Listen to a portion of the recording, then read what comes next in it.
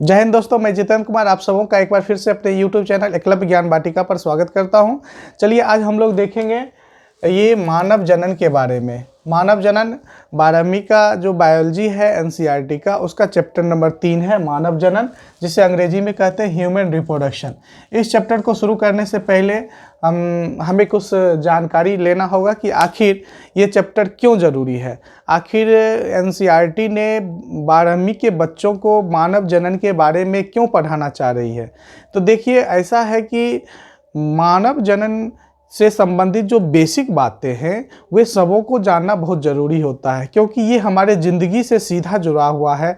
और यदा कदा हमारे ज़हन में बहुत सारे ऐसे प्रश्न होते हैं, ऐसे बहुत सारे सवाल उभरते हैं जिसका हम लोग आंसर सही से नहीं बता पाते हैं। तो अगर इस चैप्टर को ठीक से पढ़ेंगे, सही से जानकारी इकट्ठा करेंगे, तो क्या होगा कि हम एक बेहतर मानव बन सकते हैं, एक अच्छा इंसान बन सकते हैं। क्योंकि बहुत सारी जानकारियों के अभाव में हम लोग कई समस्याओं से हमेशा गुजरते रहते हैं। तो हमारी कोशिश होगी कि जब हम इस चैप्टर को पढ़ाएं, जब आप लोगों के सामने वीडियो आए, तो आपके मन में जो भी सवाल उपजते हैं या जिन सवालों का अभी तक आपको जवाब नहीं मिला है, उन सभी सवालों का जवाब आसानी से मिल सके। इसके लिए हमने क्या कोशिश की है कि इस चैप्टर में देखिएगा कि बहुत सारा नया नया टर्म आता है। जैसे निषेचन किसे कहते हैं, विरिसेचन क्या है, युग्मक क्या है, युग्मनज क्या है, शुक्राणु जनन क्या है, अंडाणु जनन क्या है, शुक्राणु क्या है, अंडाणु क्या है, अंडाशय क्या होता है, गर्भाशय क्या होता है, फिर गर्भाशय में शिशु का निर्माण कैसे होता है, मासिक धर्म क्या है, रजोदर्शन क्या है। ऐसे बहुत सारे ऐसे टर्म होते हैं जो हमेशा आपस में उलझा हुआ रहता है और हम लोग को काफ़ी परेशान करता है। अगर इसको बारीकी से नहीं समझे, अगर इसको हम लोग टुकड़ा टुकड़ा में बांट कर नहीं समझे, इसको अगर क्लियर कंसेप्ट अगर दिमाग में नहीं आए, तो हमेशा परेशान करता है और एक सही कंसेप्ट दिमाग में डेवलप नहीं हो पाता है। एक सही कंसेप्ट हम लोग आपस में दिमाग में विकसित नहीं हो पाता है। तो इसके लिए हमने क्या किया है कि इस चैप्टर में जो भी टर्म है, हमारी कोशिश है कि सारे टर्मों से पहले आपको परिचय करवा दें कि इस चैप्टर में कौन कौन से टर्म आएंगे।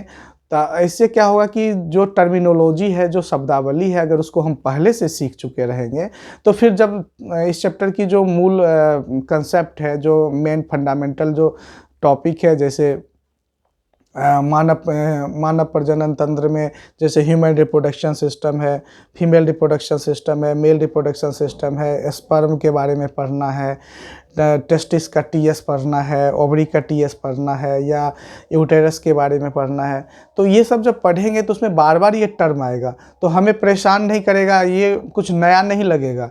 तो हमारी कोशिश है कि आपको 0 से लेकर टॉप लेवल तक ले जाना। आप पहले से अगर कुछ नहीं भी जानते हैं तो कोई परेशान होने की ज़रूरत नहीं है, क्योंकि हम आपको हर वो बात बताएंगे जो आपको एक अच्छा कंसेप्ट, एक स्ट्रॉन्ग कंसेप्ट डेवलप करने में, एक स्ट्रॉन्ग कंसेप्ट को बनाने में आपको मदद करेगा।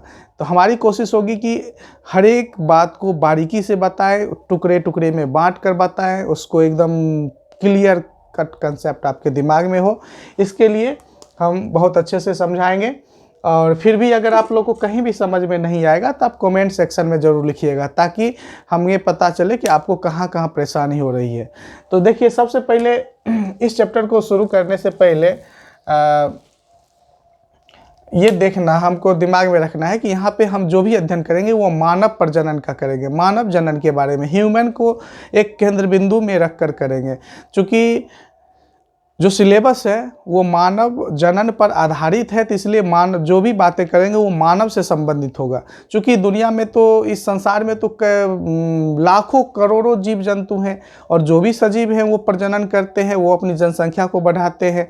लेकिन यहाँ पे हमको अध्ययन करना है मानव जनन के बारे में, इसलिए मेरा फोकस मानव जनन पर होगा। और हम लोग जब अध्ययन करेंगे तो मानव जनन के बारे में अध्ययन करेंगे, और आप भी मानव को ही सोचकर अपने कंसेप्ट को डेवलप कीजिएगा। ये हमारा रिक्वेस्ट है आपसे। तो देखिए, कह रहा है कि निषेचन किसे कहते हैं। क्वेश्चन है कि व्हाट इज फर्टिलाइजेशन, निषेचन किसे कहते हैं। तो निषेचन की एक सिंपल सी परिभाषा है कि यह निषेचन वैसी जैविक प्रक्रिया, ये क्या है, बायोलॉजिकल प्रोसेस है। इसका मतलब जैसे भौतिक प्रक्रिया, जैविक प्रक्रिया, रासायनिक प्रक्रिया, हम लोग विज्ञान की किताबों में अक्सर पढ़ते हैं, या रासायनिक प्रक्रिया है जो केमिस्ट्री में जो केमिकल वगैरह के बीच में रिएक्शन होता है वो क्या है, रासायनिक प्रक्रिया है। भौतिक प्रक्रिया जैसे बर्फ़ है, बर्फ़ का पिघलना भौतिक प्रक्रिया है, मोमबत्ती का जलना क्या है, भौतिक प्रक्रिया है ना। तो उसी ढंग से तो ये क्या है, जैविक प्रक्रिया है, ये बायोलॉजिकल प्रोसेस है। निषेचन कैसी प्रक्रिया है, बायोलॉजिकल प्रोसेस। इसकी परिभाषा हम लोग क्या लिखेंगे, निषेचन वैसी जैविक प्रक्रिया है जिसमें नर युग्मक, मेल गैमीट। अब देखिए कहीं पर युग्मक आएगा, कहीं पर युग्मनज आएगा, तो ये जो युग्मक युग्मनज जो है ये टर्म आपको परेशान करेगा। तो हमारी कोशिश है कि एक एक टर्म की बारीक बातों को बताएं ताकि आपको कंसेप्ट को कहीं भी समझने में परेशानी नहीं हो और कहीं भी कंसेप्ट आपका उलझे नहीं। तो यहाँ पर क्या है, नर युग्मक मेल गैमिट तथा मादा युग्मक फीमेल गैमिट आपस में संलयन, संलयन मतलब मिलना, फ्यूजन करते हैं, निषेचन कहलाता है। इसको देखिए मोटा मोटी रूप में अगर हम लोग देखें, सिंपल सा है। देखिए ये क्या है, ये मान लेते हैं कि एक मेल है, क्या है, मेल, नर है। यहाँ पे हम एक फीमेल को ड्रॉ करते हैं, ये है फीमेल, मादा। आप देखिए क्या कह रहा है कि वह जैविक प्रक्रिया है, बायोलॉजिकल प्रोसेस है जिसमें नर युग्मक अर्थात मेल, नर युग्मक मतलब मेल में गैमिट, मेल गैमिट, और प्लूरल होगा तो गैमिट्स हो जाएगा, युग्मक। तो नर युग्मक कौन सा होगा, नर युग्मक होगा एस्पर्म। नर युग्मक कौन सा होगा, एस्पर्म, जिसको कहते हैं वीर्य या शुक्राणु। और मादा युग्मक, तो मादा में जो युग्मक होगा ये गैमिट जो होगा, फीमेल युग्मक, ये होगा ओवम, जिसको कहते हैं अंडाणु। यही है।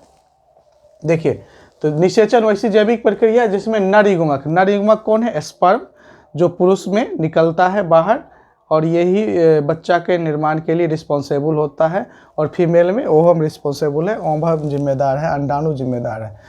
तो नर युग्मक और मादा युग्मक आपस में मिलता है, अर्थात ये दोनों जब आपस में मिलेगा, जब आपस में मिलेगा, जैसे ये अंडाणु है और इसमें क्या मिला, शुक्राणु, ये जब आपस में मिला, फ्यूजन हुआ, यहाँ पे क्या हो रहा है, फ्यूजन हो रहा है, मतलब संलयन हो रहा है। तो संलयन, फ्यूजन जब होगा तो दोनों मिलकर क्या हो जाएगा, एक, यहाँ पे दो कोशिका है, एक है ओवम, एक कोशिका है, और एक कोशिका क्या है, शुक्राणु है, स्पर्म है, और एक कोशिका अंडाणु है। अब देखिए दोनों का न्यूक्लियस आपस में फ्यूज करता है, अंडाणु का न्यूक्लियस और शुक्राणु का न्यूक्लियस, अर्थात अंडाणु का ये जो केंद्रक है वो ये क्या है, केंद्रक है, जिसको कहते हैं न्यूक्लियस, केंद्रक। उसी ढंग से ये शुक्राणु में भी न्यूक्लियस है, ये आपस में फ्यूज करता है और फ्यूज करके फिर जो है ये जाइगोट का निर्माण करता है। तो ये फ्यूजन की प्रक्रिया है, ये प्रोसेस है, इसी प्रोसेस को क्या कहते हैं, फर्टिलाइजेशन। इसी प्रक्रिया को क्या कहते हैं, फर्टिलाइजेशन, निषेचन। ठीक है। तो निषेचन किसको कहेंगे, निषेचन वैसी जैविक प्रक्रिया है जिसमें स्पर्म और ओवम, उसी को हम दूसरी भाषा में क्या कह सकते हैं कि मेल गैमीट और फीमेल गैमीट, अर्थात नर युग्मक और मादा युग्मक आपस में क्या करता है, फ्यूज करता है, संलयन करता है। इस प्रक्रिया को क्या कहते हैं, फर्टिलाइजेशन कहते हैं, निषेचन कहते हैं। ठीक है। तो आई होप आप निषेचन की परिभाषा समझ चुके होंगे कि निषेचन वैसी जैविक प्रक्रिया है जिसमें नर युग्मक और मादा युग्मक आपस में मिलते हैं, आपस में संयोग करते हैं। नर युग्मक और मादा युग्मक के कौन सा मिलता है, न्यूक्लियस आपस में फ्यूज करता है। न्यूक्लियस जब फ्यूज करेगा तो दो न्यूक्लियस मिलकर फिर एक न्यूक्लियस का निर्माण होगा, और आगे की जो प्रक्रिया होगी फिर उसके बारे में हम लोग अगले वीडियो में अध्ययन करेंगे। तो ये जो नर और मादा युग्मक के मिलने की जो प्रक्रिया है, इसी प्रक्रिया को क्या कहते हैं, निषेचन कहते हैं। आई होप इस परिभाषा को समझ चुके होंगे। फिर अगला जो डिफिनेशन है वो अगले वीडियो में देखेंगे। तो अगर आपको ये डिफिनेशन समझ में आ गया होगा तो आप इस वीडियो को लाइक ज़रूर कीजिएगा और अपने दोस्तों को ज़रूर शेयर कीजिएगा। अगर आप चैनल पर नए हैं तो चैनल को सब्सक्राइब कर लीजिएगा, ताकि आपको फिर अगले वीडियो की नोटिफिकेशन सबसे पहले आप तक पहुंच पाएगी। Thank you.